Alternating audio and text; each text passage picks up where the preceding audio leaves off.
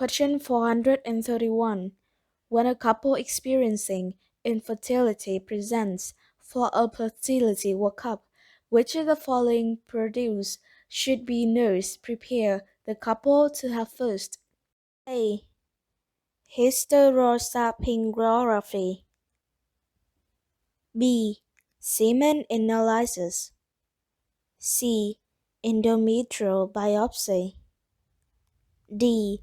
Transvaginal ultrasound.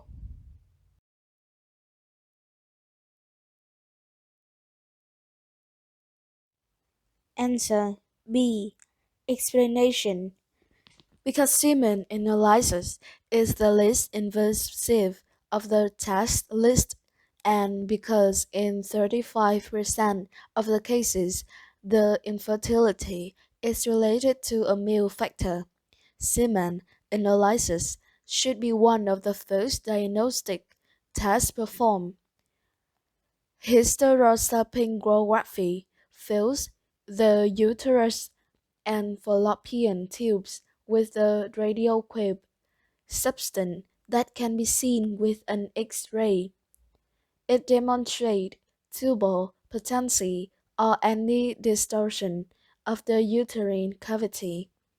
Endometrial biopsy provides information about the effects of progesterone after ovulation and the endometrial receptivity.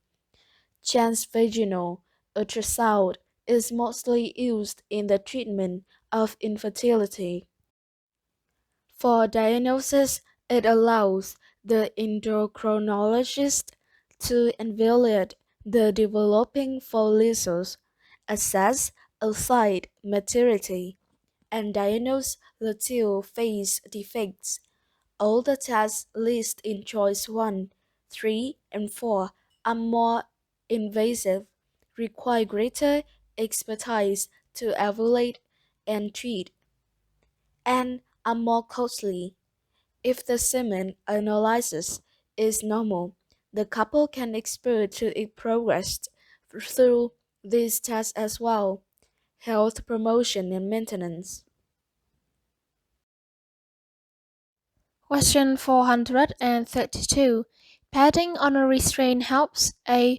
With pressure distribution so that bony prominences do not receive pressure when a client pulls against the restraints. B. The client feel more secure. C. To keep infection and wounds down. D. To keep restraints in place.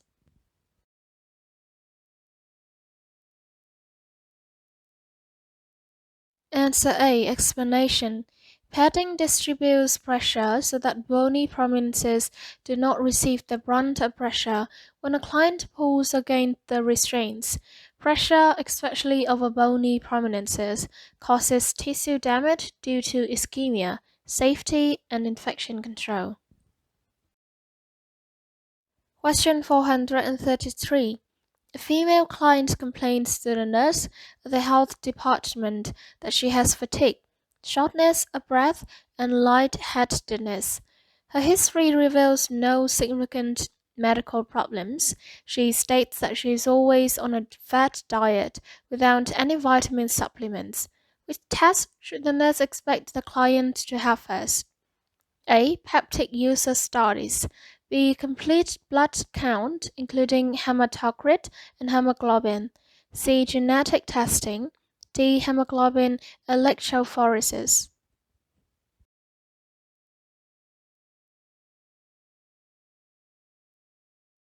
Answer B. Explanation.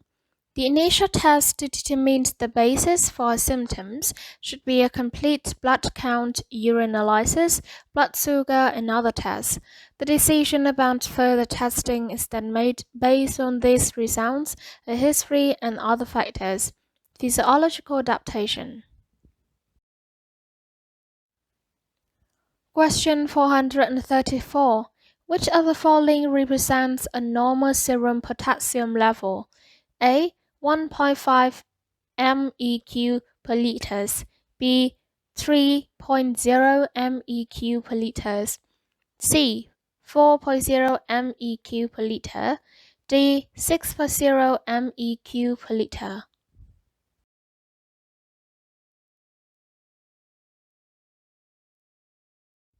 Answer C. Explanation. Normal serum potassium levels fall in a range of 3.55.5 mpq per liter. The other choices listed fall below or above this range. Reduction of risk potential. Question 435. Which of the following statements by client indicates adequate preparation for magnetic resonance imaging? A. I can leave my metal jewelry on during the test.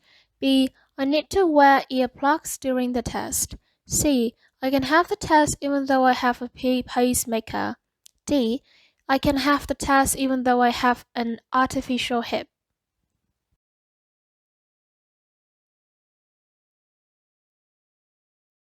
Answer B. Explanation.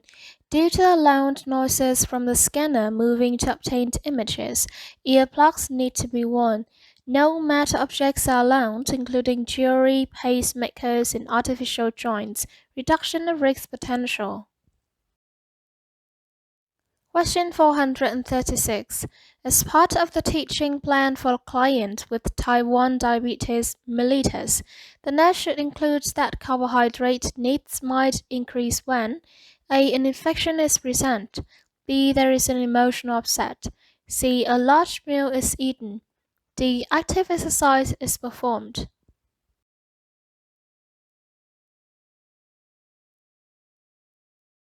Answer D. Explanation. Active exercise increases insulin sensitivity, thus lowering blood glucose levels. Additional carbohydrates might be needed to balance the use of insulin dose. All of the other choices increase blood glucose levels. Basic hand comfort. Question 437. The chemotherapeutic agent 5-fluorouracil 5-FU is ordered for a client as an adjunct measure to surgery. Which statement about chemotherapy is true? A. It is a local treatment affecting only tumor cells. B. It is a systemic treatment affecting both tumor and normal cells. C. It has not yet been proved an effective treatment for cancer. D.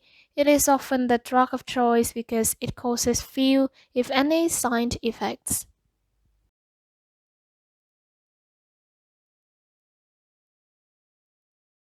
Answer B. Explanation. 5-FU is an anti-oplastic, anti-metabolic drug that inhibits DNA synthesis and interferes with cell replication. It is given intravenously and acts systematically. It affects all rapidly growing cells, both malignant and normal.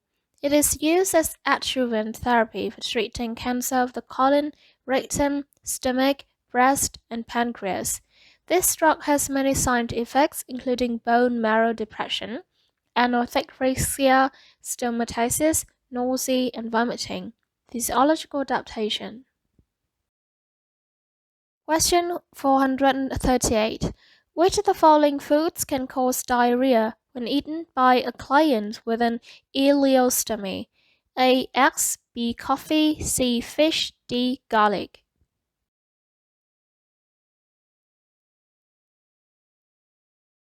Answer B. Explanation.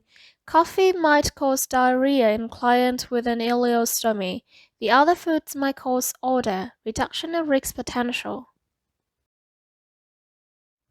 Question 439. Which of the following microorganisms is easily transmitted from client to client on the hands of healthcare workers? A. Mycobacterium tuberculosis. B. Clostridium tetani. C. Staphylococcus aureus. D. Human immunodeficiency virus.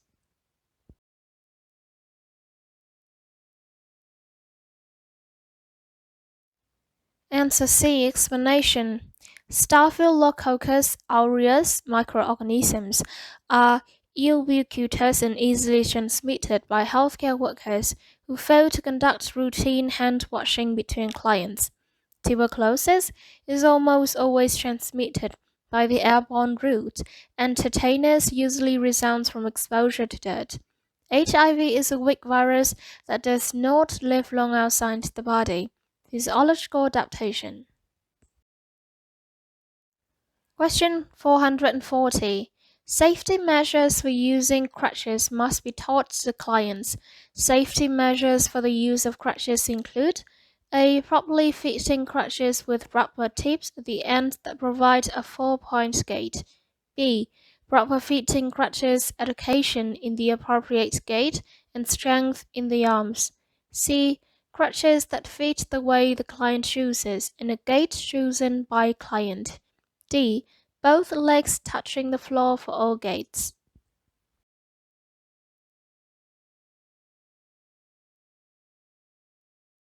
Answer B. Explanation. In addition to the rubber tips on the ends of the crutches, the client needs to know the appropriate gait. Arm strength exercises are important, and it is critical that the client be fitted properly for the crutches' basic hand comfort. Thank you for watching.